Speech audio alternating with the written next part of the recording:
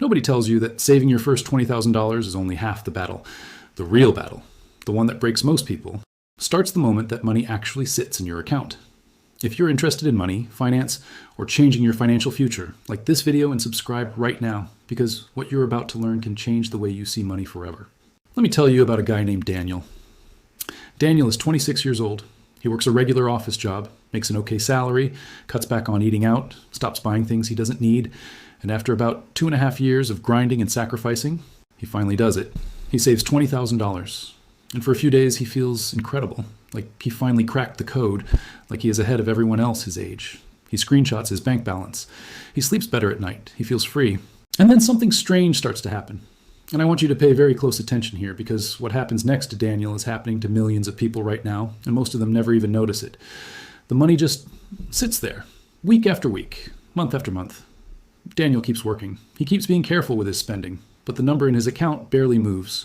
Sometimes it even goes down a little because life happens. A car repair here, a medical bill there, and then he hustles to top it back up. And slowly, without ever really deciding to, Daniel stops thinking about growing that $20,000. He just thinks about protecting it. He becomes obsessed with not losing it. And that single mental shift from growing to protecting is one of the most financially dangerous things a person can do. But here is the uncomfortable truth that Daniel never learned, and that most people with some savings never learn either. $20,000 sitting still is not actually safe. It is slowly dying. And by the end of this video, you are going to understand exactly why, and more importantly, what the people who actually build real wealth do differently at this exact moment. Think about this for a second. You know what inflation is, right? It is just the idea that prices go up over time. The coffee that cost $2 5 years ago costs $3.50 today. The rent that was manageable 3 years ago feels crushing now. Everything gets more expensive. And here's the part that should genuinely concern you. While prices are rising, that $20,000 in a regular savings account is earning almost nothing. In most countries, a basic savings account gives you maybe 1 to 2% interest per year. That sounds like something. But when inflation is running at 3, 4, sometimes 5 or 6%, your money is actually losing purchasing power every single year. You are not standing still, you are moving backwards. And the really painful part, your bank balance looks the same or even slightly higher, so you feel fine, you feel responsible, you feel like you're doing the right thing, but silently, invisibly, your money is getting weaker. And this is where most people fail without even realizing it. But let me take you back to Daniel's story for a moment, because there is a chapter that comes before all of this that most people skip over, and it explains everything about why Daniel ended up stuck. Daniel grew up watching his parents struggle. His dad worked long hours at a factory. His mom managed the household budget with almost surgical precision. Every rupee, every dollar, every pound was accounted for. And from a very young age, Daniel absorbed a belief about money that felt completely normal, completely responsible, and completely logical. That belief was this: money is something you protect. You save it. You guard it. You do not take risks with it. Because taking risks means losing what little you have worked so hard to build. And for Daniel's parents, in their situation, that mindset made sense. It kept the family stable. It kept the lights on. It was a survival strategy.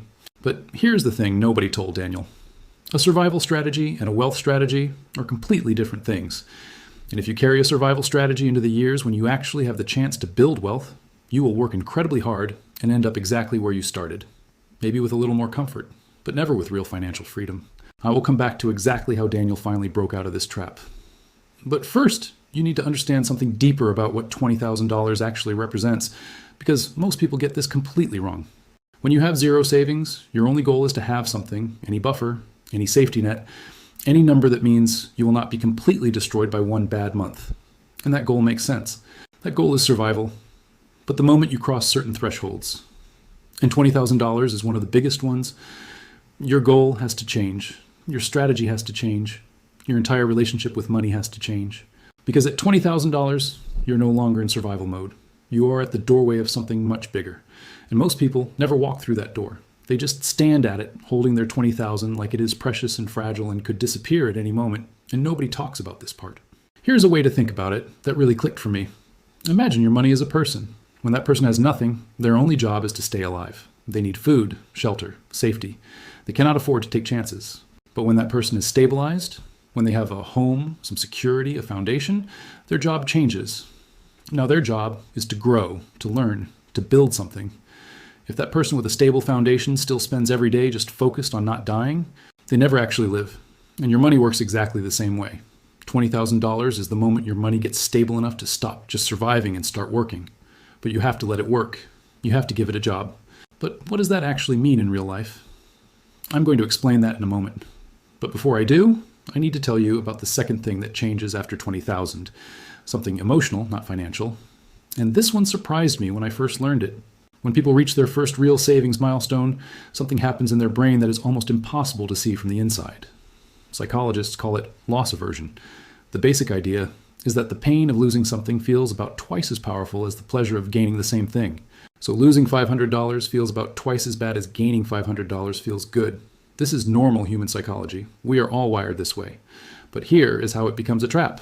Once you have $20,000 saved, the fear of losing it becomes so powerful that it stops you from doing the very things that would make it grow.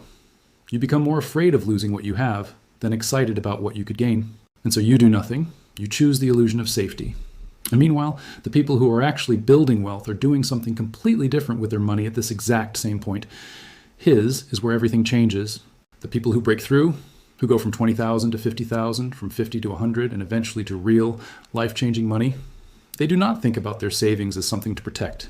They think about it as a tool, and every tool is useless if you do not know how to use it. A hammer sitting in a drawer does not build anything. $20,000 sitting in a savings account does not build anything either. The question is not how do I keep this money safe? The question is how do I put this money to work in a way that is smart, calculated, and appropriate for where I am in life right now? And here is where I need to introduce you to a concept that changes everything. It is not complicated. In fact, once you understand it, you will wonder why nobody taught it to you in school. The concept is called the difference between active income and passive income. Active income is the money you earn by trading your time. You go to work, you spend hours doing something, and at the end of the month, you get paid. If you stop working, the income stops. Almost everyone starts here. There's nothing wrong with it. But active income has a ceiling. There are only so many hours in a day. And no matter how hard you work, you're always one injury, one illness, one job loss away from your income disappearing completely. Passive income is different. Passive income is money that flows to you even when you are not working. It is income generated by assets, things you own that produce value or returns. And the beautiful, almost magical thing about passive income is that it compounds. It builds on itself. Once you have a stream of passive income, that stream can grow without you doing much extra work at all. Now here is the critical connection that most people miss. You cannot build meaningful passive income when you have nothing saved. But you absolutely can start building it at $20,000. In fact, $20,000 is one of the most important thresholds in personal finance because it is enough to begin creating real assets. And I want to be very honest with you here. I'm not talking about get-rich-quick schemes. I'm not talking about putting your $20,000 into some random cryptocurrency and hoping it explodes. I'm talking about real, proven, boring, powerful strategies that wealthy people have used for generations. But what happened next in Daniel's story changed everything. And I think it is going to hit very close to home for a lot of you watching this. Daniel had a friend. Let's call him Marcus. Marcus grew up in almost the same situation as Daniel. Similar family background, similar income, similar starting point. But Marcus had an older cousin who had studied finance. And one evening at a family dinner, that cousin sat Marcus down and explained something that took about 20 minutes, but changed the rest of Marcus's financial life. He explained the concept of money working in layers. The first layer is your income, your job, your salary, the active work you do. This is your foundation. You protect this. You never abandon this before you are ready. The second layer is your savings buffer, enough money saved up to cover 3 to 6 months of your living expenses. This is your emergency fund. This is your cushion. This is the money that means a single bad month does not destroy you. And this is roughly where $20,000 often lands for many people in middle-income situations. So if your $20,000 is your emergency fund, great. It is doing exactly what it should do. But here's the key insight Marcus's cousin shared. Once your emergency fund is in place, every additional dollar you save should start going somewhere that makes it grow, not a regular savings account. Somewhere it actually works.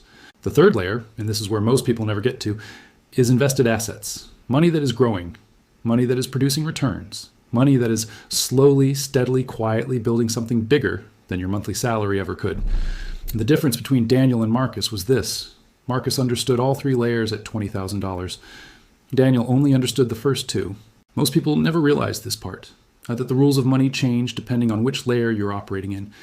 And if you try to play layer 3 with a layer 1 mindset, you will always lose. You will always pull back when you should push forward. You will always choose safety when the real opportunity requires a small, calculated step into uncertainty. Now, I know what some of you might be thinking. This all sounds fine in theory, but what does it actually look like in real life? What did Marcus actually do with his money? And what can someone with around $20,000 actually start doing right now? Let me give you something concrete, but I want to be clear. I am not giving you financial advice. I'm sharing ideas and principles that have worked for real people.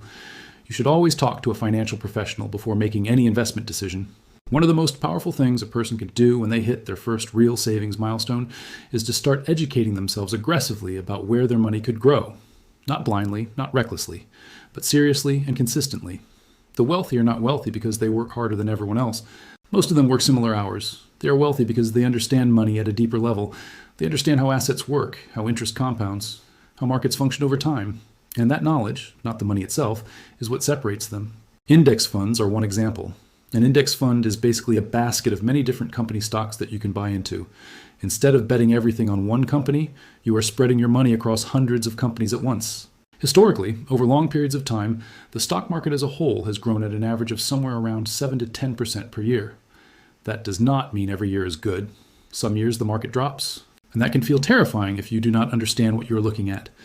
But for someone who invests and then leaves that money alone for 10, 15, 20 years, the results have historically been remarkable. $20,000 invested at 7% annually for 20 years becomes roughly $77,000. The same $20,000 sitting in a low-interest savings account for 20 years might become 20, not 2 or 23,000. Same starting point, completely different outcome, simply because one person gave their money a job and the other one just guarded it. But here's the part of this conversation that I think is the most important, and I need you to really hear this. The numbers are not actually the hardest part. The hardest part is psychology. It is the way your brain fights against you when you try to change your relationship with money. It is the fear, the doubt, the voice that says, what if I lose it all? The memory of your parents struggling, the cultural pressure to keep money safe, to not be foolish, to not take risks. These things are real. They are deeply rooted. And they do not go away just because you understand compound interest intellectually. And this is why so many people who understand the theory still never change their financial reality. Understanding is not enough. You have to actually take action. Small, smart, consistent action. And the first action is almost never about money. It is about identity. You have to decide who you are in relation to money. Are you someone who protects, or are you someone who builds? This is where Daniel's story takes its most important turn. After a year of sitting on his $20,000, watching it protect him from emergencies that never came, watching it slowly lose value to inflation, watching Marcus start talking about his investment account in ways that felt intimidating and foreign, Daniel finally did something. He did not make a dramatic move. He did not put all his money into something risky. He simply decided to spend 90 days learning. He read books. He watched videos like this one. He started listening to podcasts during his commute. He started understanding concepts he had always thought were only for rich people. And as his knowledge grew, something shifted inside him. The fear did not disappear, but it got smaller, and curiosity started to fill the space where fear used to live. And here is the reality shock moment that I want every person watching this to sit with for a second. Every single wealthy person you have ever admired, every business owner, every investor, every person who seems to have figured out money was at some point exactly where you are right now. They had their first savings. They felt the fear. They did not know what to do. The difference is not intelligence. It is not luck. It is not even opportunity most of the time. It is simply the decision to keep learning and to keep moving forward instead of standing still and calling it safety. The financial system, as it currently exists, is actually designed to reward people who understand it and quietly punish people who do not. That sounds harsh, but think about it. Banks make money when you leave your cash in a low-interest account and then lend it out to other people at much higher interest rates. Credit card companies make billions from people who do not understand how interest accumulates. Advertisers spend enormous amounts of money convincing you to spend rather than save or invest. The system is not built to help you build wealth automatically. You have to actively opt out of the default path. And most people never do because the default path is comfortable. It is familiar. It feels safe. Until one day you look up and you are 50 years old wondering where the decades went and why financial freedom still feels like a dream. But nobody told you this was happening. Nobody explained the game while you were playing it. And this is exactly why content like this matters so much. Not to make you feel bad about where you are, but to make you aware. Because awareness is the first and most powerful step. Let me bring Daniel's story home now, because I think the way it ends and what it taught him is something you deserve to hear. After his 90 days of learning, Daniel made 3 decisions. First, he confirmed that his $20,000 was properly serving as his emergency fund. He was not going to touch that money. It was his foundation. But he committed to redirecting a specific portion of every future paycheck, not a huge amount, just what he could honestly afford, into a separate account specifically for investing. Second, he started small. He did not need to understand everything before he started. He picked one low-cost index fund that tracked the overall market, and he started investing regularly every month, regardless of what the market was doing, not because he was certain it would work, but because he understood enough to believe the long-term odds were in his favor. Third, and this is the one that surprised him the most, he started working on a small side project in his spare time, something he could build slowly, that might one day generate a little extra income outside his main job. Not because he needed it immediately, but because he understood that active income alone was a fragile foundation, and he wanted to start, just start, building something else. None of these things made Daniel rich overnight. That is not how it works, and anyone who tells you otherwise is lying to you. But within 18 months, something had genuinely changed. His investing account had grown. His side project was producing a small but real extra stream of income. And more importantly than either of those things, his mindset had transformed. He no longer thought about money as something to protect at all costs. He thought of it as something to understand, to manage intelligently, and to put to work over time. And that mental shift, more than any specific investment or strategy, is what set him on a completely different path from where he started. Because here is the final truth I want to leave you with, and I want you to really sit with this. The amount of money you have right now matters far less than what you decide to do with your relationship to money from this moment forward. $20,000 is not a finish line. It is not a comfortable chair to sit in for the rest of your life.